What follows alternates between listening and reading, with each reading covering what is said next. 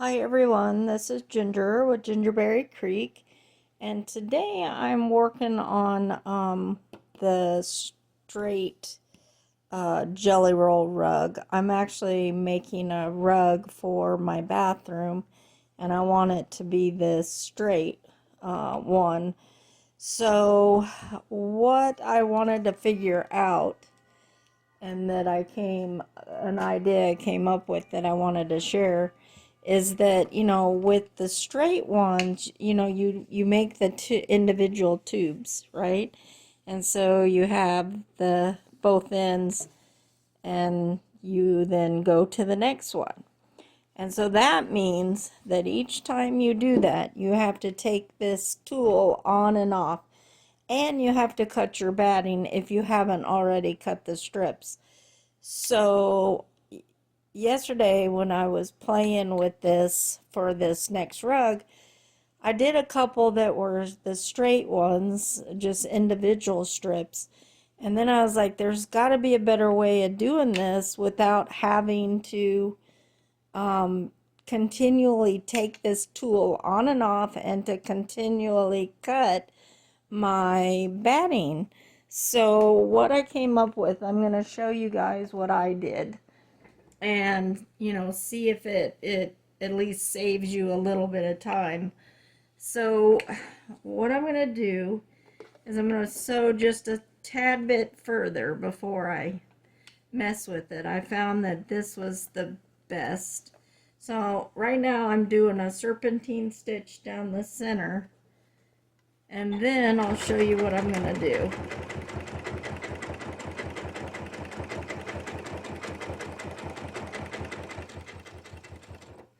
Alright, so here's what I have. I have that one strip that normally what we would do is cut it and then just finish sewing it out. But I wanted to try to not have to do that the whole time, especially when you have 30, 40 strips that you're doing. So here's my next strip. All I'm going to do is I left my salvages on because when you do the straight one, you don't need to cut those off until later. So what I did was I'm just going to kind of put this one on here. So there's no need to even sew them together. You don't have to sew them together and then do it, sew the ends together or cut the salvages or do any of that. You get to skip that step. And so then what I did is I pulled this until my two pieces were in there. I brought my other one down a little bit further. I went ahead and I keep sewing. Then, and you got to be careful not to pull that strip out of the Clover tool here. So you see here they are right here. I'm going to bring this one together and sew a little bit further.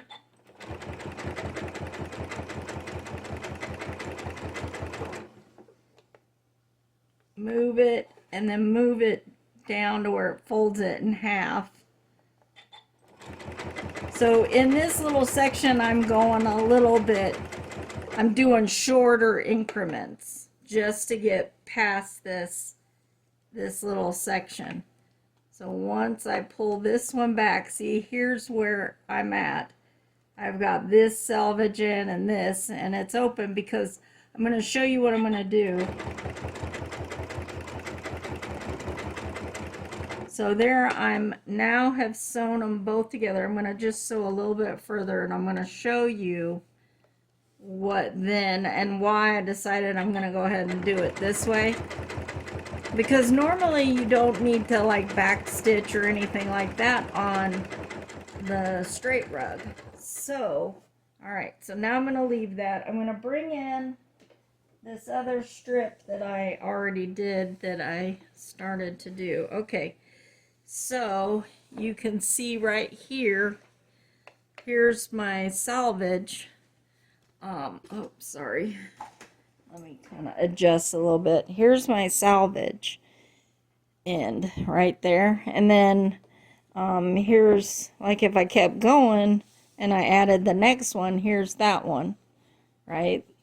So you don't have to worry about this. So I did like 3 of them together like this. So all I'm gonna do now for my straight ones is I'm just gonna cut this, right? Because you know, you can trim this off. You're gonna put it together and trim this straight anyway. So here's the other one that I did. Now on this one, all I'm gonna do is I'm gonna just kind of cut at the center, just like this. So now, without having to remove that tool and keep cutting my batting, now I have 3 strips already done. And I didn't even have to, you know, remove anything or do anything. So I'm doing one that's calling for, you know, that I'm going to do like 34 strips. So I'm going to do the rest of mine the way I just showed you and just continually keep adding it. And then I'm just going to lay them out. I'm going to figure out my size, and then I'm just going to trim these ends off straight. You know, I'll sew each one together and then trim it and bind it. So, you know, I thought it was a better idea than having to do each individual strip. But let me keep showing you. I'll show you one more time what I did, so in case you didn't quite see it well enough. Well, let me get down the rest of this strip, and then I'll show you how I added again.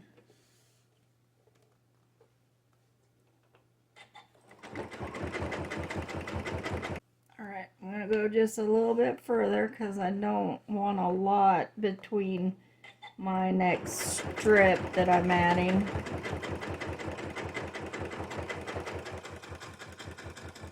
Alright, so I'm getting this up to where the tool is close to my presser foot. I'm just gonna pull my batting back. I'm gonna grab my next strip, which is right here. So, you know, both ends have the selvage. It doesn't matter which end you start with. I've just been kind of grabbing that one. And all I'm going to do is pull this back, lay this on here, on top of it, overlapping just a little bit. Then I'm going to lay my batting back down on top. I'm going to pull my Clover Tool down to where it's kind of inside there. So now I have it within the Clover Tool. I'm going to pull this one down and sew forward a little bit.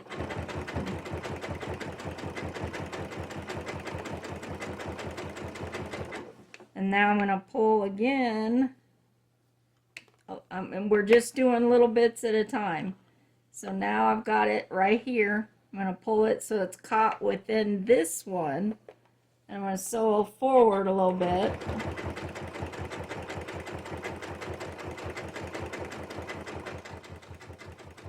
Alright, now I'm going to pull it down. I'm going to hang on to this part so they don't pull apart. And I'm going to go ahead and continue. And once I kind of stitch through it, I go a little bit further and just keep continuing. So I'm going to just keep doing it this way. I think that cuts out some time with taking that tool on and off and having to cut your batting and start all over with each strip. So hopefully that helps you guys out there. Little, you know, hints and tips and tricks from Gingerberry Creek, and hopefully that'll help you with your jelly roll rug that when doing the straight tubes together. All right, thanks for watching. Please like, subscribe, and share my channel. Bye.